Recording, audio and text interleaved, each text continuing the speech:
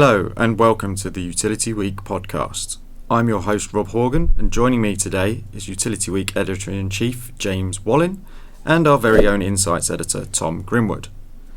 This episode is focused on clean power to coincide with the launch of Utility Week Clean Power, a new section of our website tracking progress against the CP 2030 target. We talk through the big clean power challenges, assess the impact of connections reform, and look at the upcoming CFD auction. Tom and James also give their take on the rise of reform and their anti-net zero agenda and the impact that's having on CP 2030. And they answer the biggest question of them all: can Clean Power 2030 still be achieved? Thanks for joining us. Enjoy the episode.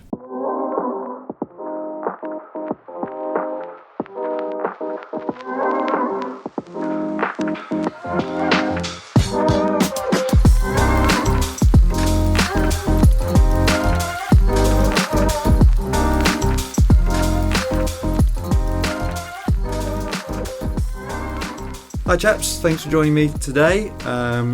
So we've obviously going to be talking about the launch of Utility Week Clean Power. Let's not mess around. James, tell us why now. Why are we launching this?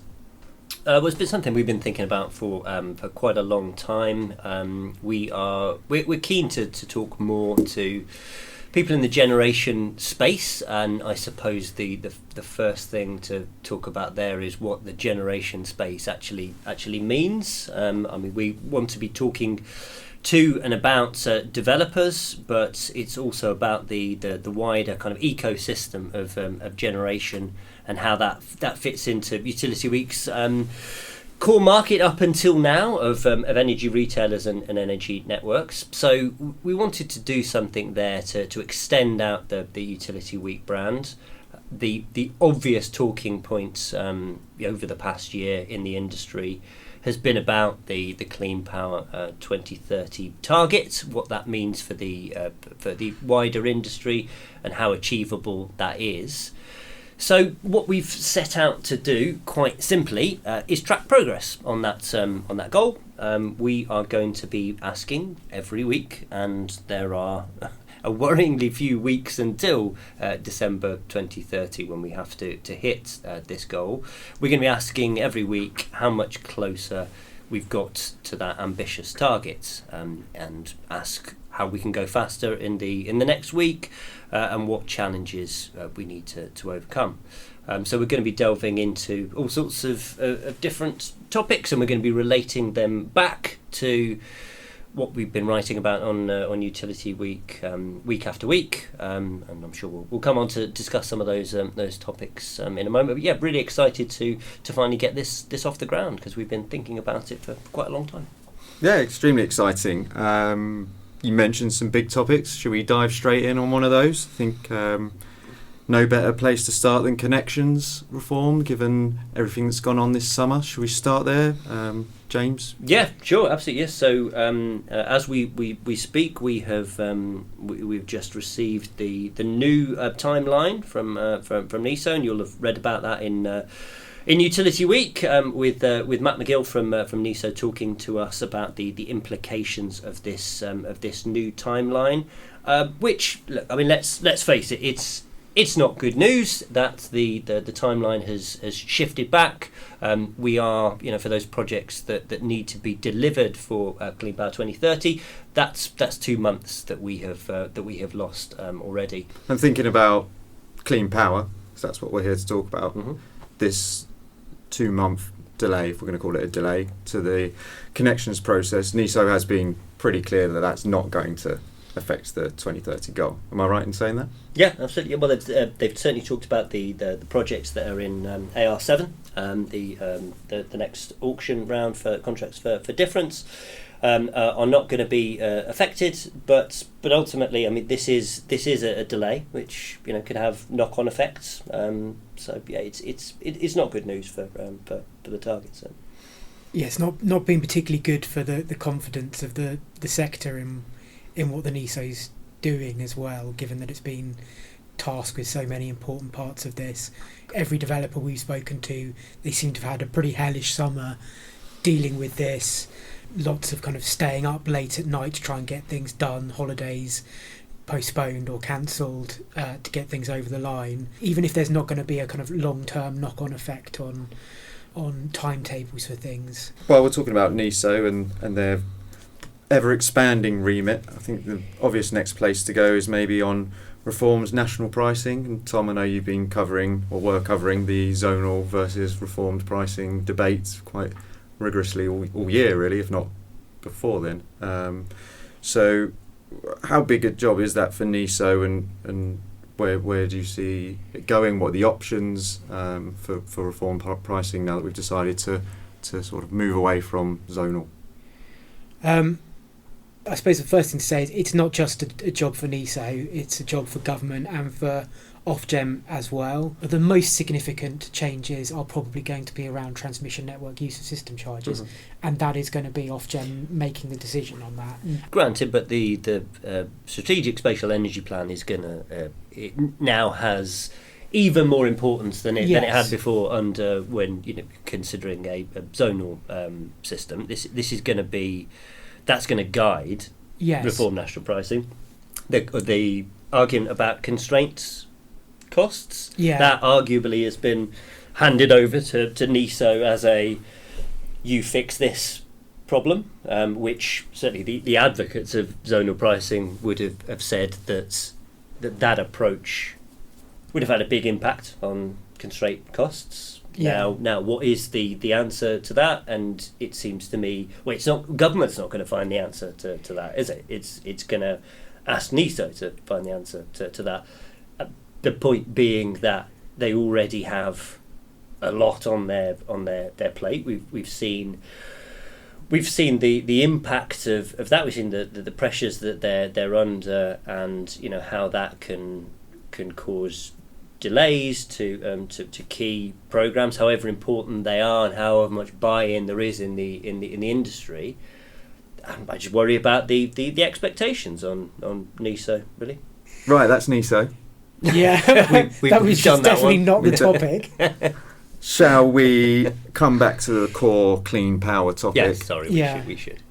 Probably the most pressing topic, maybe. AR7. Big indicator of how we're going to get to clean power by 2030. Yeah. I mean, this is going to be very, very important, both in the sense of is it going to deliver enough to meet the clean power 2030 target, but also politically in terms of the prices that come out. We've already seen, just from the administrative strike prices being published before the auction, which I think everyone's agreed the strike prices are going to clear below these administrative strike prices, or at least that's what everyone's been telling us. So I mean, this is not the price they're actually going to be paying, but they have become a lot of subject to a lot of attention from people like Claire Coutinho, the Shadow Energy Secretary, and I was going to say from Reform, actually they haven't been. I don't think they've even been focusing so much on the strike prices as much as just getting rid of contracts for difference now entirely. So the prices are going to be very, very important, as well as the amount that's procured. Whether there's going to be any good news in terms of having something that's a strike price that's low enough to boast about in terms of making the argument that net zero and clean power is not going to be pushing up bills, it's not clear yet. Solar looks like it will possibly come down in price a bit more because we've had a kind of shift to bigger transmission connected projects that have kind of better economies of scale, but that's not the kind of thing that everyone's going to be focused on. It's going to be offshore wind, because that's going to be the backbone of our energy system in the future. And if prices go up again, even if it's not as much as some people might have feared, that's still going to add further fuel to the fire and give more ammo to people like Richard Tice, who wants to make the case that the drive towards clean power is pushing Britain into poverty. Do you think that argument specifically, though, around contracts for difference auctions, do you think that's going to cut through? I think it is cutting through, though. I mean, it's an incredibly difficult mechanism to explain to the man on the street. Anyway, I just, particularly when Tice gets into this idea of ripping up the contracts. I wonder how much mileage he's got in that argument, really. People might not be able to understand the kind of real specifics of the contract, but they'll be able to understand something. Someone saying this was the kind of average wholesale price last year, and here is the price we're contracting offshore wind at this year.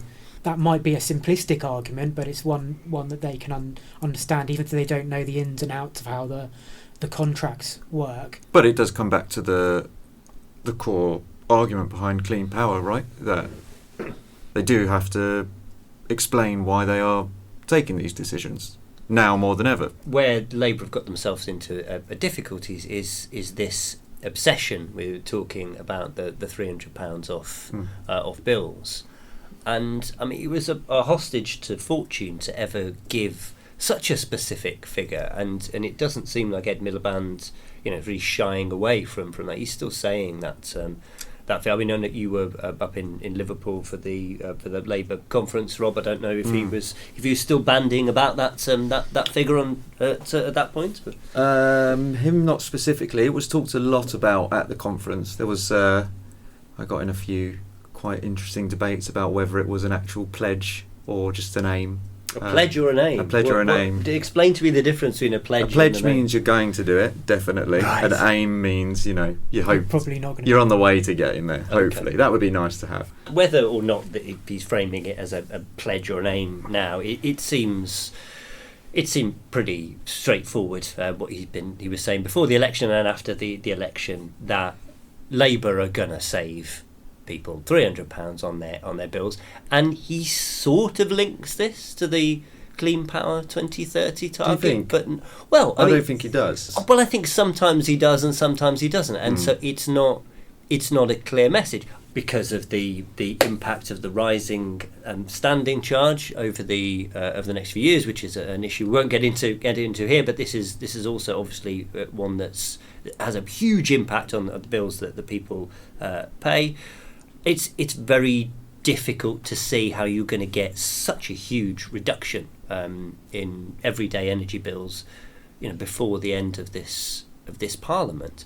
Where I think that the Labour government should go, and I know it sounds like this is again something that came up a lot at the Labour conference, is they should just be talking more about jobs and how clean power can replace a lot of the jobs that are disappearing in communities, how they can revitalise communities, how we can reskill, how we can make the UK a world leader in certain renewable technologies or in the transition to clean power.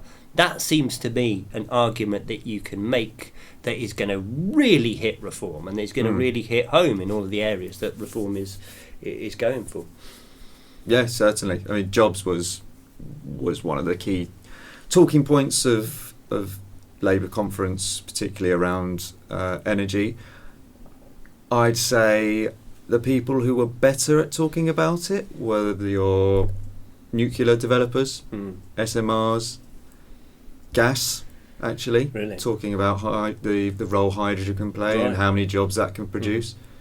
Your traditional clean power, not so much talking about it, in my opinion. No. So, while we're on the topic of jobs, I guess one of the big talking points for clean power is whether we have the supply chain capacity to meet this 2030 target, and which areas really need focusing on now to make sure we get there by 2030. So we don't have the capacity is the short answer to that one. It's one of the biggest challenges, I think, that Simon Harrison, one of the Clean Power commissioners, advisors to Chris Stark's Mission Control, he's talked about this very eloquently at our events, where he said that this is the one that really keeps him awake at night, because there are certain suppliers that are specialists in equipment that we need to get to clean power, and their order books are they're off the charts now. There are other suppliers that are coming into the market, but what developers have told us is that there's too much red tape to go through for them to be able to get these suppliers into their supply chain in time for them to be effective. So it's a really difficult position for them. Same with contractors as well. There's only a certain amount of resource out there in the supply chain, and everybody's going after it. This is where it ties into a lot of the other stuff that we write about in Utility Week, because everybody is going after the exact same resources. So the last question before we wrap up this podcast: what's your bets? Are we going to get there? Well, given we're launching a site that's called Clean Power, I'm quite keen for it to look like we're going to achieve it for at least the next couple of years. I mean, are we going to get there? It's not looking as good as it did when Labour were elected. It was already a really stretching target at that point. I mean, I remember talking to people when it was becoming clear that Labour were going to win the election and asking, is it possible? And the answer that I was getting back at that point was, even 2035, which, if you remember, was once upon a time the target for clean power under the Tories. They were saying even that was stretching, and we don't really know how we're going to achieve that. To bring it forward by 5 years is verging on the impossible. And when you ask people on the record over the past year, it's always that kind of reaching for the kind of new language to describe how difficult this is going to be. It's always been, oh yes, but it's going to take a real mission. It's going to take everybody working together. All of these kind of things. Well, we're a year in now. I don't know how much progress has been made on clean power. So it's an even more stretching goal. The AR7 auction is obviously going to be really, really important in terms of whether we've got a chance of hitting this target by the end of the decade. But all sorts of other things flow into that as well. Back into the kind of network build out that we're going to need for this as well. The public's support for this. Whether Labour are going to be forced to water down their ambition in the face of opposition from reform. So it depends. I mean, something I think will remain. There is going to be a clean power mission. It just depends whether that's going to stay as a clean power 2030 mission. Is it going to be a clean power 2030-ish mission? Is it going to be a clean-ish power 2030 mission? I would say it's all up for grabs at the moment. But one of the things that we really want to do with this new initiative, as well as keeping people's feet to the fire on achieving the targets that we have at the moment to reach that ultimate target, is also just to try and inject a little bit of positivity, which may not be evident from what I've just said, but we want to celebrate some of the success stories. And there are some success stories out there. There are a lot of people out there, a lot of teams, a lot of individuals, a lot of companies that are working every day to try and achieve this target. And if we don't get there, or if we don't quite get there, it's not going to be through any fault of theirs. And their stories deserve to be told, and that's exactly what we're going to do. The thing about this is I feel like it's a useful fiction. Is possibly the way I'd phrase it. I don't know if that's being too pessimistic about what's ultimately going to happen, but it's you can see in various processes that are going on in industry, having this target has been helpful. Definitely. In that it stops people delaying stuff and procrastinating and not doing something that's difficult and saying we need to focus on something else in the meantime, and we'll come back to that at a later date, because now everyone has, in theory, does have to be working towards this 2030 target. But whether that's actually achievable is a kind of different matter. I wouldn't, if I had a house, I wouldn't bet it on it. Okay, thanks for joining me, James and Tom. I think that's all we've got time for, I'm afraid. Thank you for joining us at home as well. We appreciate any feedback you've got, what you'd like to see us covering more of, and ideas for the podcast as well. We're hoping to make this more of a regular feature moving forwards as well. So thank you and goodbye.